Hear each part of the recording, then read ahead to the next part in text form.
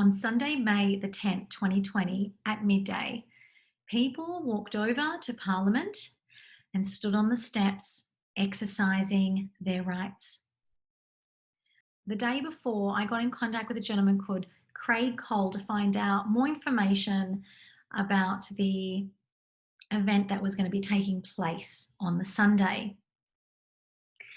Once I learnt about his arrest, I contacted him and asked him if he would like to come on my show and talk about his story. This is an exclusive interview. He has not had any mainstream interviews visually. He was on 3AW speaking to Eddie Maguire for like 6 minutes, but this one is going to be a full version, uncut, no editing, real, raw interview on Zoom for you to learn more about Craig, where he's come from, his work, what he does for the community, what happened on Sunday, and his vision for the future for the people. Welcome to Yummy Mummy Podcast, a health and well-being show inspiring you to bring out your best self and live a delicious life. Before we begin, I'd like to read a disclaimer, and this is on behalf of myself and Craig. Notice to all media, persons, men and women, corporate, living or otherwise, the following interview is not to be edited or used for corporate purposes. Reasons, financial gain, or other non-approved agendas under any circumstances without the express written consent from the living men and women who are directly involved in this interview. Please feel free to share it as long as you are not part of the media or gaining financially from doing so or part of any corporate structure. This is by the people, for the people, of the people, and shall always remain so unless with express written consent from those directly involved in this interview. Failure to comply with the above mentioned notice will result in personal, private, criminal and civil prosecutions. Very well said, Lisa. And yes, thank you. And I 100% reiterate that. Thank you. How are you? Great. I'm glad I've got you here because when I first met you, we were talking about meeting each other on the Sunday, which I couldn't meet with you. But here we are, we're meeting online, and maybe in the future we'll meet in person. But for now, I love having you here. Thank you so much for joining me online to tell us your story. We're going to look at other areas. I'd love to know a little bit more about your childhood. What has made you become the person you are today? We're going to look at what industry you work in and how you're helping the people, which is very inspiring. And we'll touch on lockdown. I think that's going to be kind of one of the biggest ones. And then lastly, I'd love to know your future mission, the vision you have for the people when it comes to their human rights. Yeah. And yeah, well, firstly, thank you so much for the opportunity to come on and speak. And I'm full of respect for what you do and you as a person in the community as well too. So great job by yourself. Full of much admiration. So yeah, it's funny what builds people or what makes people be the people they are today. It's it's life and life experiences and the way we navigate through life and the people that we meet and the effects they have on. It's a snowball effect, and you evolve as a person. And like I said in a post I put this morning, we're all flawed.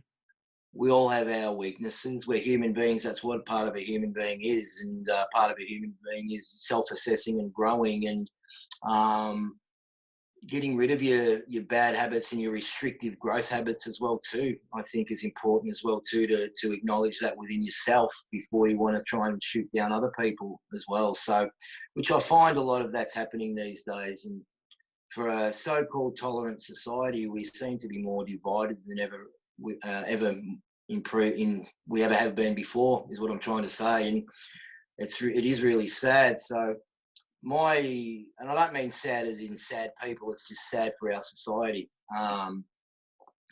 So part of what I'm trying to achieve here, and our group, our page, community page is trying to achieve, is bringing people together. And sometimes that might not appear that way, but we'll eventually get there in the long run. Like I said in a previous post, Andy Dufresne, Shawshank Redemption, but keep chipping away. But it's not going to take us 30 years because we haven't got 30 years. So, but just with my childhood and where I'm coming from, and just for anyone new that's watching me for the first time, thank you for listening for starters. Try and get past the rough appearance and the rough edits. I can't do much about it. It's what I'm working with. But I think that's part of our problem as society as well too. We look at people like icebergs and we just judge the surface, where the volume of the iceberg is underneath the surface, and that's where we need to look. So I think we need to start opening our minds up a little bit more. But when I was 10 years old, we lived at the back of a big valley, and at the back of our property was a dirt road that the fire trucks, the ambulances, the council vehicles used to use. So it was a council road that they used to use, and Dad was deliberately run over. He was out the back one time and deliberately run over by 3 teenagers on motorbikes, and nothing was ever done at the time. No charges were pressed or investigations made, because one of the teenagers' sons was a sergeant at one of the teenagers' fathers was a sergeant at the local police station. So it all got swept under the carpet. And people might say, well, how do you know that? Well, when you grow up to be a teenager and the local kids talk in the local area, so things don't be kept a secret after a while. So Dad was in hospital for the next 9 to 12 months, nearly lost his leg from the knee below, and had rehab and in and out of hospital. While that was happening, apart from all the investigation being swept under the carpet, the government at the time was trying to deny the family compensation, weaseling out, saying it wasn't on a road, so they didn't owe the family anything. So Mum had to be in and out of court with a 10-year-old son and an 8-year-old daughter, and her husband in hospital, trying to save his leg and recover from that, and trying to get money for the family.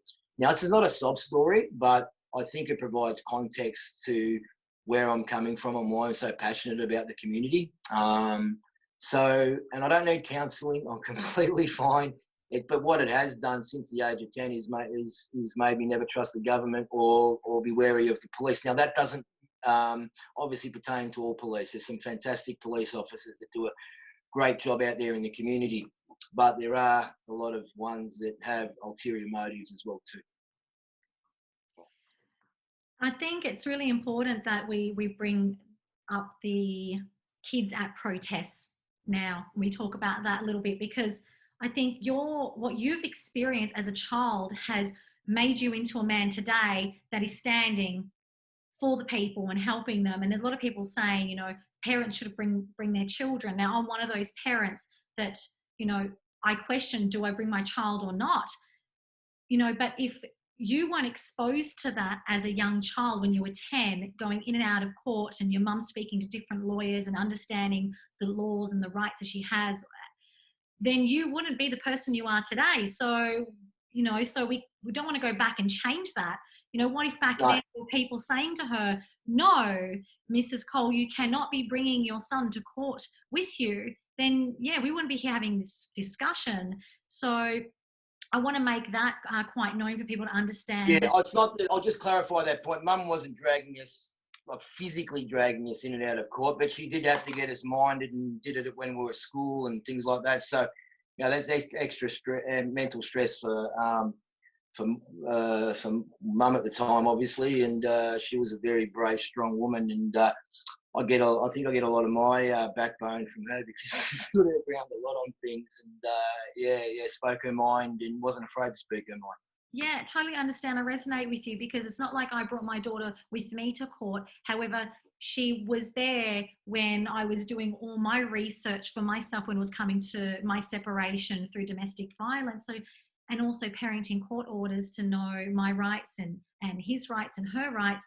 And there were times that she'd come with me to the police station so I could make my statements. So, children, what are we meant to do? Are we meant to keep them at home and bubble wrap them? I wasn't bubble wrapped and I'm the person I am today for it. Same with yourself. So Excuse me, Lisa. This is one of the big things that I talk about when I do my role with young people, and it's resilience. And so much, I think, so much of the way that young people are these days, suffering anxiety and other mental health issues with young people, I think it's because we've taken the resilience building skills out of them. We bubble wrap them too much.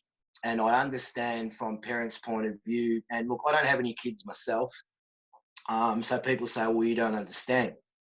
I find that comment um, a bit perplexing at times as well too, because um, I'll get back to that later. But with the resilience building skills, we bubble wrap them so much. So how do they get tough? Like, no parent wants to see their kid hurt. I get it, but falling over and skinning their knee, or hurting themselves in some way, it toughens them up, and gives them that resilience to get through life later on. Because, and it's the conversation I have a lot with teaching staff, is that, well, okay, so we protect, and I have a lot of teaching staff agree with me as well too. So if we protect too much, and then when they get into, this is what's happening with young people that are leaving school, they get out into the big world and find that it's not forgiving, there's no excuses, there's no participation certificates just for turning up. It's, it's the cold, hard, real world. And a lot of them sadly aren't coping because, the system fails them. And, even people, you hear a lot of millennials and Gen Y say, oh, well, it's the boomers' fault. No, I don't like people being put into boxes. I think we get put into boxes way too much as it is. And so, yes, look, we have failed them in some regards, because I feel a bit guilty right now not speaking up about these sorts of things earlier on. So we're in the position we are right now because, we've let things slide because we get so damn busy. But so that's part of my resolve right now, is to say, well, I'm trying to make up for inaction of the past. And, young people, our generation has failed you in some ways, not in all ways, in some ways. And we're just trying to make amends for that now. And so, any young people watching this that might be dubious and buying into the whole COVID thing, we're trying to help you here as well too, and guide you through it, and make you aware. So knowledge is everything, Lisa. And it was actually the high school I went to, good old Gladdy Park High School, was on our emblem, knowledge is power. I don't know if they still have that or not, but I hope they do, because it's right. Knowledge is power. And when you get knowledge and you gain knowledge, and a lot of people in life aren't physical sort of people, a lot of young people aren't sport minded, all the rest of it, and so they can't grow their confidence through their sport. So where do they go their confidence? Okay, so gain knowledge, learn things. So once you start to learn things, you become more knowledgeable. Your self-confidence starts to rise. Your self-esteem starts to rise, because you're able to have more enlightened conversations and feel confident about the conversations and the information you're putting forward. So that's how you can gain your self-confidence there. So we're all different learners. Some of us are, visual learners. Some of us learn from a textbook, and that's fine. But and so that's one. Most people learn from experience. Exactly. That's the biggest learning tool in life, isn't it? Experience. Yeah. Yeah. And, you said before that you feel guilt because you're speaking up now, yet you know that you could have spoken up years ago. I just want to shed some light there and say that you have been building up this knowledge so that you can speak now. So don't feel guilt. What you've been doing this whole time is preparing yourself. You say you're building your case to be where you are now. And the things that you've been doing, like the organization that you work for, is very important for who you are today. You're helping so many children in schools. Can you tell us about this organization, the program that you work for? Yeah, so I won't mention the name at this stage out of respect to the company, and my face has been painted in a negative light in the media. So I'll just keep them out of it now, to due respect to the people that work there. Which is sad that I've got to do that, but but yeah, we're a wonderful organisation, and we go into schools and we help young people. And we also help young people in community organisations, and I do a lot of one-on-one work in the community as well too.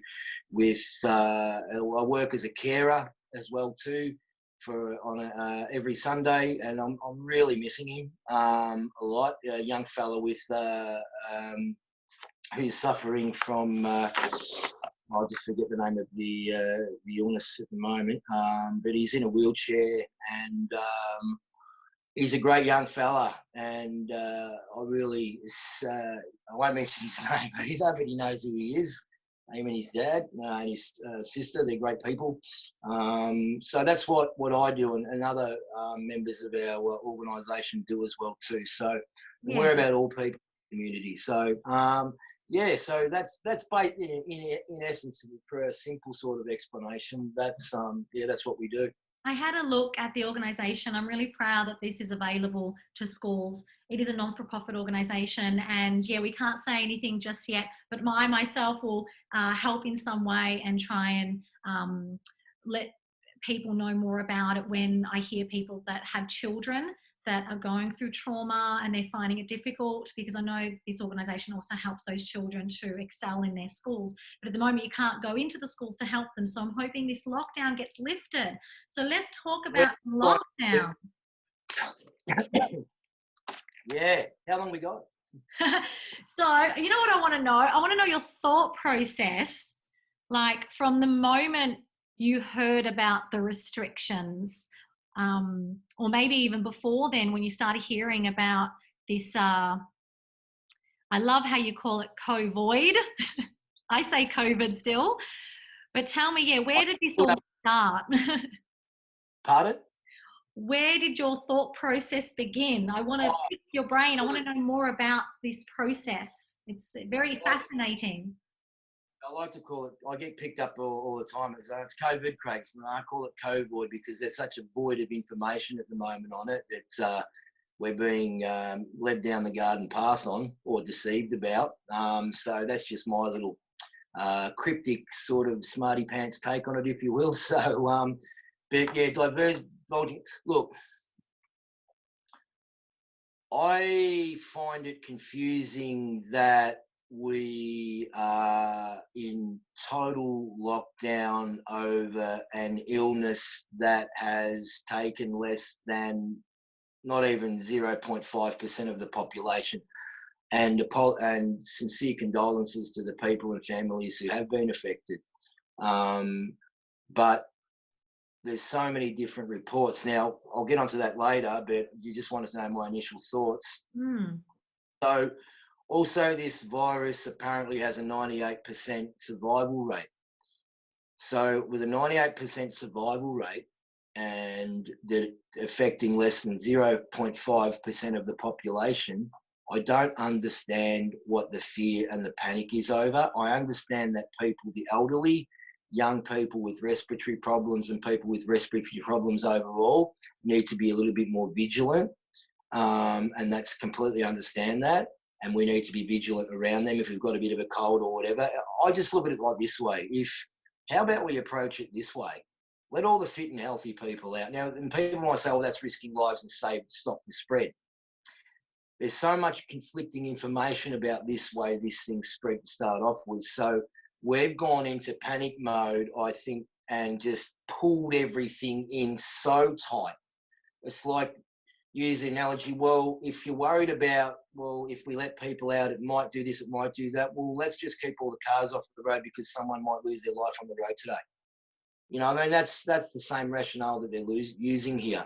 But it's all to stop the spread. Well, look what's happened in other countries. Well, in other countries, there's reasons for that. I mean, we're hearing reports from all over the world that doctors are being forced and coerced into putting the COVID death, if it's not a COVID-related death at all. Like someone might be tested positive for COVID, but have had a history of heart, lung, and all other associated problems, and they've died from that because they tested positive to COVID. I don't know it was the COVID that killed them, when the symptoms of their death and the cause of their death and the circumstances of their death have got nothing to do with the COVID-related symptoms, but they're still being put down on the death certificate. So, that's got to raise suspicion alone. It's not just from one doctor, it's from a whole range of doctors from all over the world and here in Australia as well too, but they're all too scared. Most of them are too scared to speak out. I'm just glad some are. So Yeah, the when you look, 0.05%, is that Australia or globally? don't quote me on the actual figure, but the last figure I looked at yesterday, it was even below that. I'm being conservative there. So, but It that's is much globally as well. lower. Globally, Yeah, it's much, much lower. much lower. And Yeah, I'll globally, look into it, and then what I'll do is I will put in the description what, as of date, what the actual global rate is for everyone to right know. now, the damage it's doing to the community in terms of finance. I mean, even if we just packed it up all now, right now, and said to people, okay, go back to your normal business and all the rest of it, the damage that's already been done is going to be long reaching. I mean, people are losing their businesses of 20 years. I mean, the mental stress as well too, the mental stress of, and I even spoke to you about it, Lisa, about the mental stress on parents watching their mortgages and pressure from their financial situation, their own pressure of keeping the family together, now their own pressure of having to homeschool their kids and try and be a teacher for their kids as well too. It's too much. It's Oh, look, too much for I'm a parent, and I've had to defer my studies that I was doing. It was online. It was face to face, but it's online. I had to defer because I'm not one of those learners that learn online. I need to be in the room, and my podcast. I'm not going weekly anymore. Maybe every fortnight or every 3 weeks. It is a lot harder. yeah. And yeah, it is very tricky. I do have a mortgage, so I did contact my bank and I contacted Centrelink and I changed things around. However, for me, I have systems in place that I've been following for a long time that has kept me safe in the sense of mentally healthy and emotional. And yes, I had my former partner refusing contact at the time, not understanding that the law said you have to keep following the court orders, otherwise you're breaching. And eventually he has. And I thank him so much that he's now Good. finally able to say enough's enough. I'm getting back on with I- my life. But it took Let's make it 7 weeks. Yeah, can I just make a point on that as well too? One of and just make a plea to parents. I see a lot of damage to young people that's done, and I'm more and primary and high school of to the children when partners split and parents split, and they use their kids as a pawn in their own arguments to once again, and I suppose I spoke about it before about right or wrong. We've got to stop looking at things like it's right or wrong and find out what's appropriate. So just a plea to all parents out there, whatever beef you've got with your ex-partner, put the kids to the side and stop using them as pawns because you do not realise the damage you are doing. It is too confusing. And the way I explain something to you as an adult, you've got the maturity and the knowledge and the life skills behind you to understand that. Young people don't understand, and kids take it personally, or they must have done something, or mum and dad are leaving and breaking up because of me. I've done something. That's the way a lot of them look at it, and it is so wrong. And parents, put your egos to the side with your ex-partner, no matter what they've done. I mean, okay, so in instances of domestic violence and things like that, the situation is different, okay? I'm not talking about that. I'm just talking about when there's been no domestic violence, obviously the situation with both adults is not workable anymore and they just come to a split. I'm talking about those situations, not the domestic violence ones in a kettle of fish in its own. Oh, that's fine. No, that's fine. Look, I want to add in there to say that even though I have picked up all the pieces and screwed my head back on, and now I'm a podcaster, a blogger, an author, and I'm running my own mentorship programs, and I'm out there helping other people manifest the lifestyle they desire. Yeah. My daughter still, like, we had drama, and she created a whole drama scene. Then I sat back and had to think twice about it and asked her, this feels like a reflection of what's going on inside of you. Do you wish mummy and daddy were still together? And she said yes. So even though her parents are amicable and we have a parenting plan in place and she's loved so much on both sides of the family and we don't speak bad about each other to her, kids still, no matter what. I remember one of my cousins saying that even as an adult, even knowing how much happier the parents are separated, she still wished her parents were together. And it got me thinking that no matter what, these children, no matter what's going on, if there is domestic violence or not, they just don't understand. All they want No, is their they don't. mummy and daddy to be happy and Yeah, together.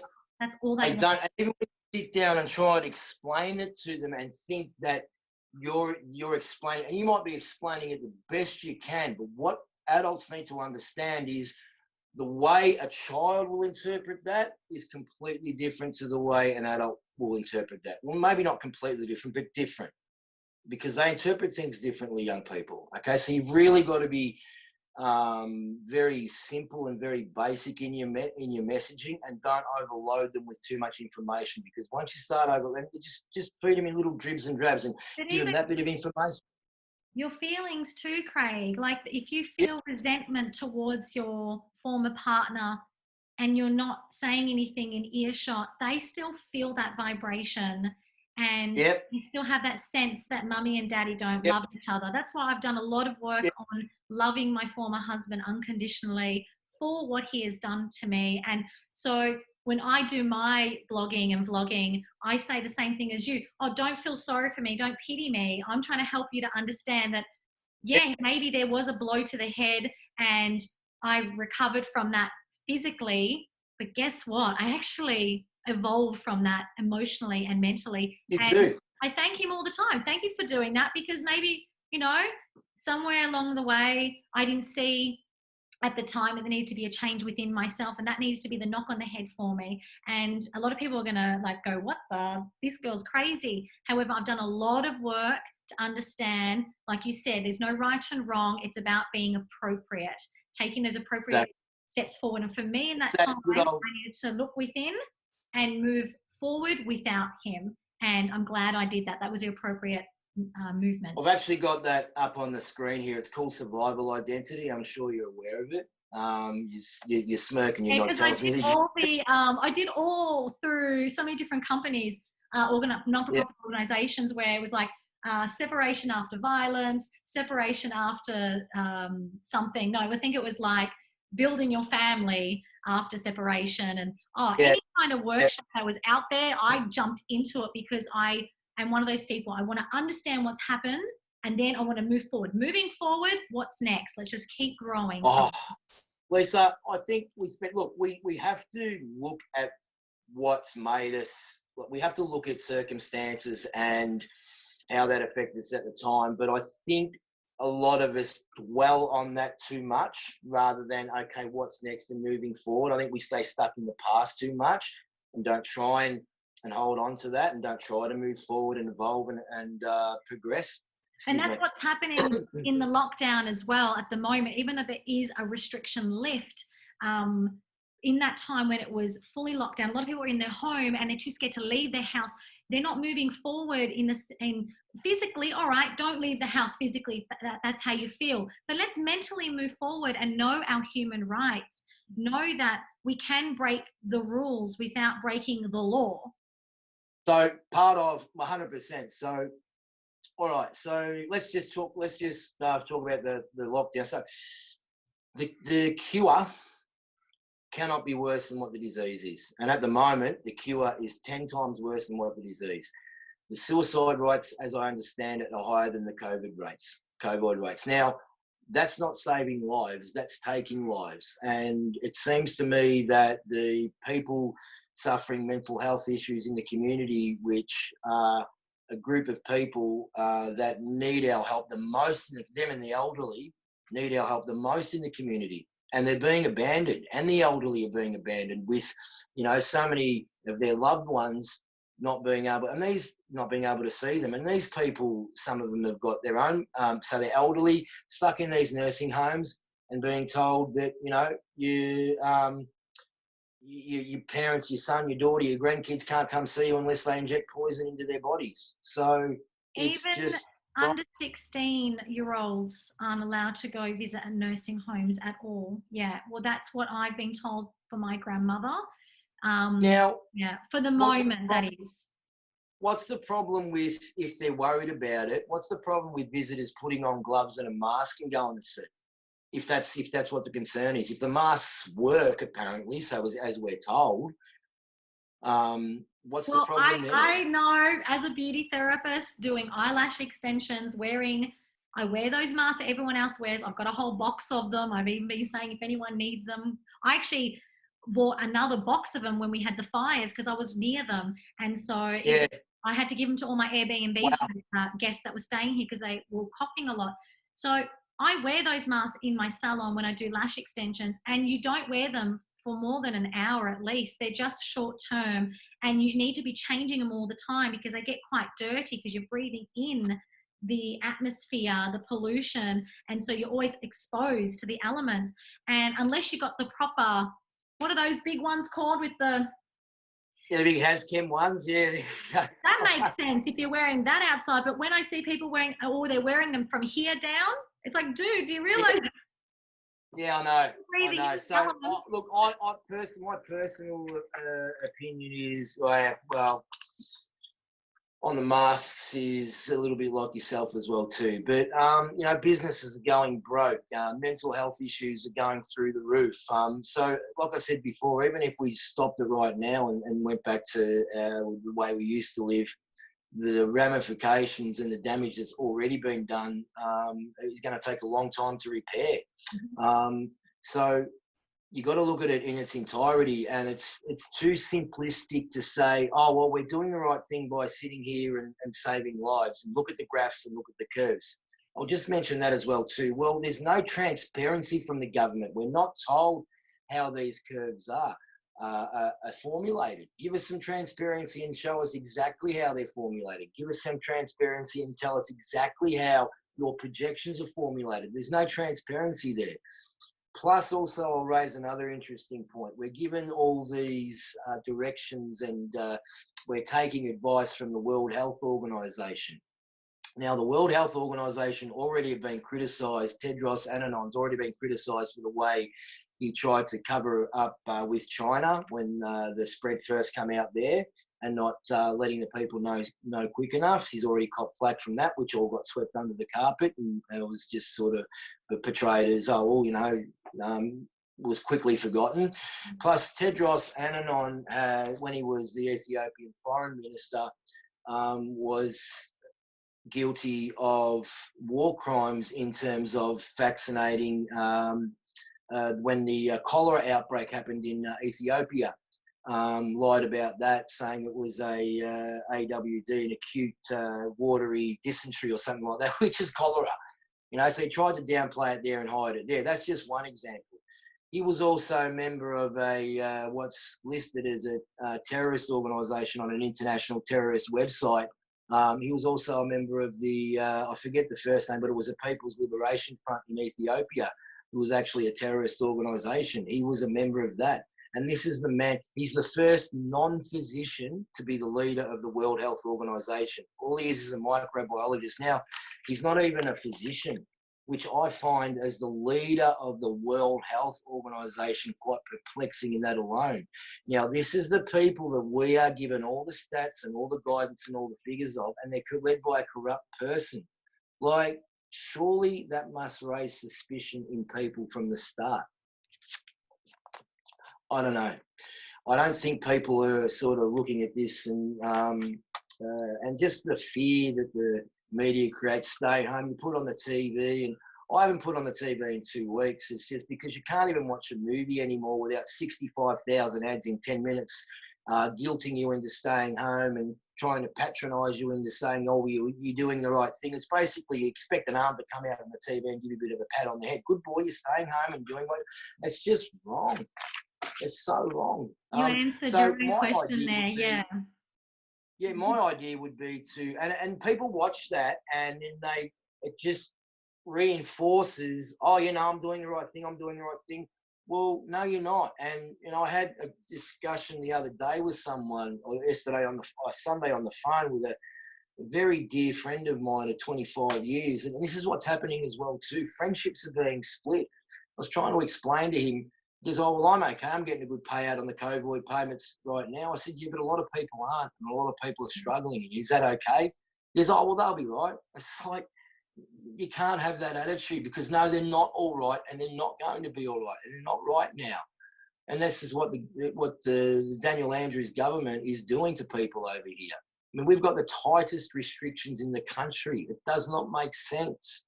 I mean, restriction. I mean, and everyone getting excited yesterday. Oh, we can go back to 4 people. Well, rightly so. How about this for an idea? How about the people who are vulnerable?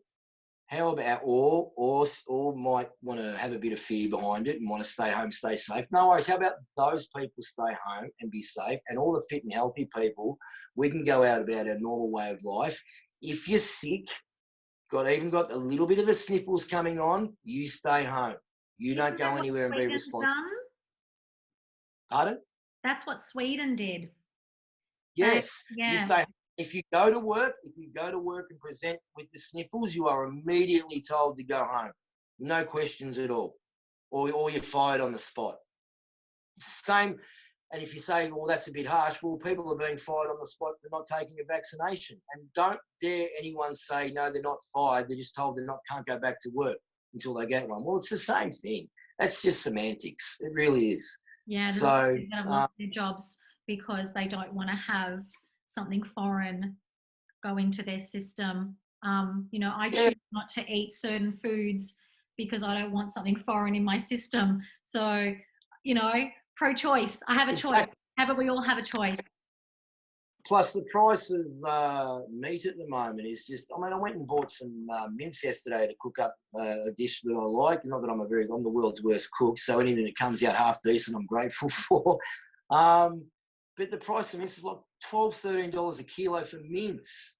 Like, it's just astounding. I don't know if companies are profiting off this or what they're doing. That's just, I'm not suggesting that that's what they're doing, but I don't know. Are they? I will find out for you. I have a dairy farmer friend who has lots of friends, and I will create a podcast. So I'm just writing his name now, and we're going to talk about what's going on there, because that's very interesting. I would love to know. The people need to know why pricing is going up. Because if we do nothing about it, and like you said, if we sit back and just keep watching media, brainwash us to be in fear and be excited about one restriction being lifted, which you said 4 people before. It's 5 people in your home, but they only have to be family or friends that you already have a relationship with. And I looked at that and I thought, oh yeah. How controlling do you want to be? Like, seriously. So the people that obviously, how controlling do you want to be? That's just absolutely absurd. So just on that rationale alone, so when you go to Bunnings, can you only make sure the same people that were in Bunnings last week that you went were in there as well too? Otherwise, you can't go to Bunnings. I like that one. Same, what about, exactly the same rationale? Odds and evens of numbers of houses. So I heard someone talking about the other day. What about, all the odd numbered houses are allowed to go out shopping, and then the even numbered. And when I heard someone say that, I went, are you serious? What, we're going to do that now by odds and evens to have less? Oh, hang on. I need to get some milk, but I need to get some milk, but it's a Tuesday. I've got to wait till Wednesday to get some milk. Like, say, what are you supposed to do? Just ask your neighbour to get some milk. Oh, but you can't come in, just drop it at the... this is the craziness we've got to, seriously. We are all laughing. We are all thinking it's ridiculous, but the ones that aren't standing up and speaking up, it could be that they're not knowledgeable, that are not aware, and they are just in fear because of what's... they're in fear. Like, I had a lot of people say to me on Saturday night and Sunday before that they were scared to come. Scared to be there, because that's the way the media drives the fear. Now, another thing that the media have been lying about, and also the government haven't been completely honest about, is the stay-at-home directions. So basically the stay-at-home directions, and once again, they're only directions. That's not law.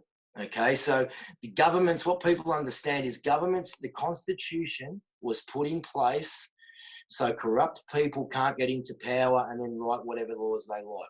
pretty common sense approach and what's needed. Okay, that's why we have a constitution. Where people, I don't think people fully understand how important the constitution is, because it is put in place so corrupt people can't rule us and get in and write whatever laws they like, the omnibus laws, because where it's got a pandemic. Well, even the pandemic alone, to my understanding, and even on the World Health website, it has to, the mortality rate has to reach a certain percentage level for things to be classed as a pandemic. It hadn't even got to that stage before it was classed as a pandemic. So, I mean, how that a percentage of 0.003 of the world's population is considered a pandemic, gee whiz, it should knock me down with a feather. Where was I going? What was the original question? Sorry, Lisa. Just about on that, you did question, that before, and it is because of what media was going on about what was happening in China, all those visuals that were coming out, and yes. Italy as well, what was coming out for Italy. But we did touch on about the elderly, because Italy is one of the biggest. Now, can I just draw your attention to Italy? What happened in Italy? The Italian manufacturers and the leather manufacturers in the north of Italy were bought out by Chinese businesses. And what happened was they flew a lot of their workers in from China, and a lot of those when that epicenter in Italy broke out and was all over the news, and the Italians are dropping off. They weren't actually Italian deaths. A lot of those deaths were from those workers that they flew in from Wuhan, China, that because they were living in Italy at the time were classed as Italian deaths. And that wasn't the case at all. So we're being misled about that as well too. And if people want to dispute that, we'll just do some research into the Italian textiles and leather manufacturers in the northern Italy being bought out by the Chinese businesses. So, the whole thing has got, the whole thing's got stink written all over it, Lisa. And it's a great rule of life that when things don't make sense, it's always for a reason. And nothing about this makes sense at all. And the reason behind this is we're being deceived. Now, I say this to people, say, people dying all over the place and COVID. Okay, so when you're looking at any problem, you've always got to trace it back to its original source. What's the original source here? The misinformation out of China. And let's be honest, this is nothing. Please don't anyone take this as a racist comment, because there's some, obviously the people of China are lovely people, the residents. It's their wicked communist party. So the Communist Party, who's committed that many human rights violations, you don't need to rattle off their resume. These are the people we're trying to get information, correct and accurate information out of from a corrupt, communist, oppressively dictatorship, authoritarian regime that we're going to trust to get the right information out of them, who are in bed heavily with the corrupt World Health Organization and their leader, who's proven to be corrupt and committed war crimes. So all this information we're getting that brought back from the sources from corrupt people that we're supposed to trust with our lives, and it is with our lives. I mean, how that doesn't raise suspicion alone, plus all the COVID deaths that are being put down as COVID deaths that aren't COVID deaths at all. I think our problem is these days as a society, we base our decision making on emotion, because emotion is fed to us. It's programmed through to us. And the way we communicate now, and people might say, I'm drawing a long bow here. I don't think so. You turn on any TV show now, and it's reality show after reality show after reality show. And what do these shows highlight? Even on the ads, these shows highlight that the way you communicate with people is yelling, abusing, backstabbing, gossiping, and they normalise this for people. They normalise it to say, hey, and people watch this. Now, they're not delivering that message as such, saying this is the way to communicate, but when people sit there and watch that, because, shows like Married at First Sight, which should be taken off the air, because all it does is promote backstabbing, gossip, bitchiness, aggressiveness, and it just pits people against other people. That's the whole premise and idea of the show, is to create nastiness.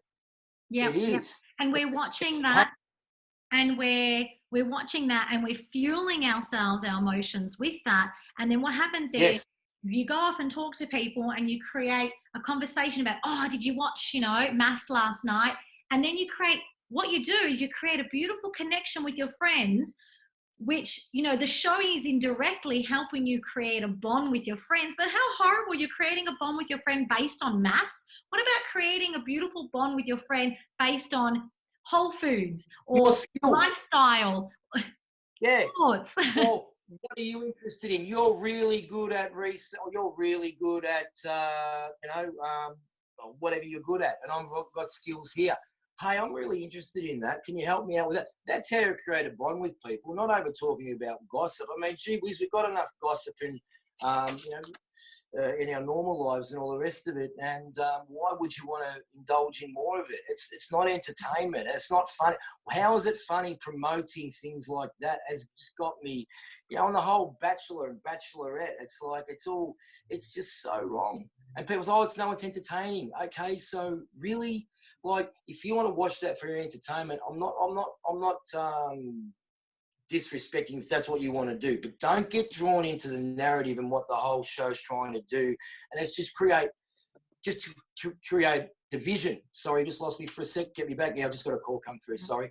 It is creating a division, but what you're doing, what you did do on Sunday when you arrived at the steps of Parliament in Melbourne was to create for yourself the opposite community. Exactly. Now, I just want to wrap that up. Now, I'm not being derogatory about the people that are on the TV show, because they put their names forward in good faith to go on it. And don't forget, most of the vision that you see will be on the cutting room floor. Yeah. Okay, so there's obviously a lot of nice and wonderful interactions with those people on the show, no doubt. But that's not shown. Just the negative side of it's shown. Or they might show snippets of the nice interactions, but it's predominantly negative. So, and then those people are made to sign a silence for 12 months. They can't speak about it for 12 months. So obviously out in the public, they would like to say, oh, no, this wasn't the case at all. So I actually feel for those people sometimes as well too, for the way they're portrayed as well too.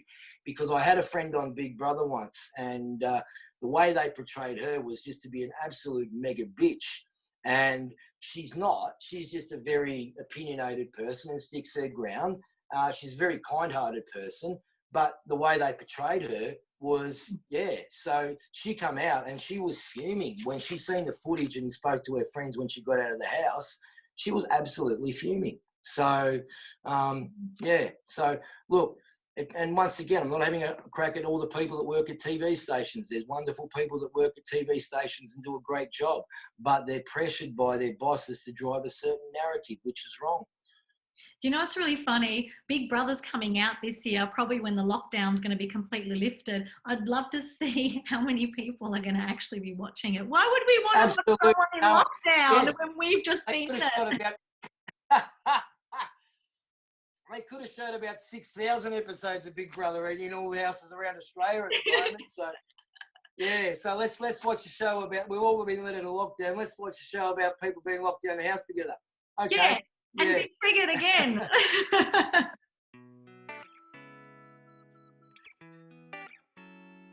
Yummy Mummy podcast is self-funded. If you feel what I do is important and you would like to see more, please consider making a donation. PayPal.me/Lisa Jane Hussey.